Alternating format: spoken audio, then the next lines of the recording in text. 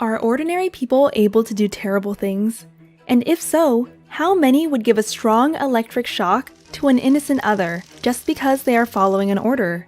To answer these questions, we can look at the controversial work of a man who just wanted to find answers to his family's horrific past.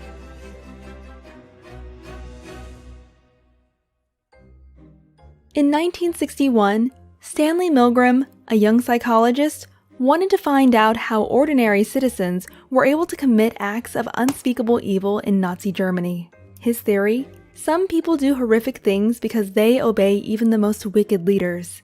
To test his theory, Milgram designed a clever experiment that changed our understanding of human behavior forever. The Milgram experiment involved 3 people: an authority, called the experimenter, who was dressed in a lab coat to appear powerful, a volunteer, who was assigned to be the teacher, and a victim, the so-called student. The teacher was the test subject, whereas the experimenter and student were both actors. Following orders, the teacher would test a student who was sitting in another room by asking them questions. For every wrong answer, the experimenter would ask the teacher to inflict an electric shock, up to a life-threatening 450 volts. Before he began, Milgram asked his colleagues what they expected the outcome to be. Almost all of them agreed that only a few of the volunteers would obey and inflict electric shocks on innocent others. What do you think? Would anyone administer shocks higher than 300 volts? Milgram then advertised his experiment as a study on memory and learning at the campus of Yale University. People signed up without any idea of what they were really getting themselves into.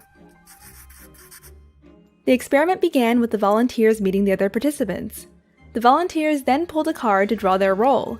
Little did they know that they could only draw the teacher. Next, they would be given a sample of a light electric shock in order to experience firsthand what the others would have to go through. To start, the experimenter and the teacher were seated in one room, and the student was strapped to a chair in an adjacent room. The teacher and student were able to communicate, but not see each other. The experimenter then gave the teacher a list of questions. The teacher would then read out the questions and the student would press a button to indicate a response. For every false answer, the teacher would administer a shock, starting at 15 volts and increasing in 15-volt increments up to 450. What the teacher didn't know was that the student didn't actually receive any shocks. Instead, a tape recorder was used to play various responses. In the beginning, the teacher would hear protest or bangs against the wall. If shocks would increase, the reactions would become louder, and in case someone would go all the way, the learner would fall silent. In case the teacher became hesitant and asked to stop, the experimenter would resort to the following 4 prompts. First, he would say, "Please continue." If that was unsuccessful, he would go on with, "The experiment requires that you continue." Then, "It is absolutely essential that you continue." And lastly, "You have no other choice. You must go on."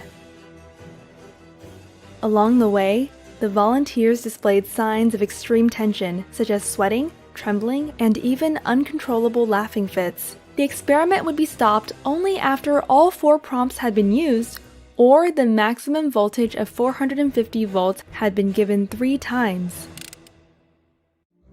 Milgram found that, of all participants, 100% gave at least 300 volts, and 65% went all the way to 450 volts. The experiment was later criticized for being unethical, because it deceived innocent people into performing what seemed to be terrible acts of violence.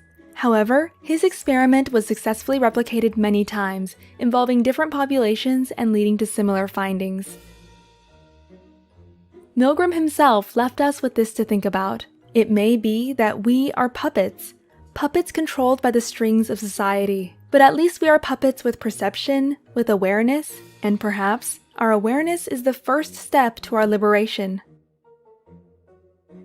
What do you think? Would you follow or question the orders if you were one of Milgram's participants? And what can we as a society teach future generations to help prevent horrific acts that can happen when ordinary people blindly follow an authority? Let us know your thoughts in the comments below.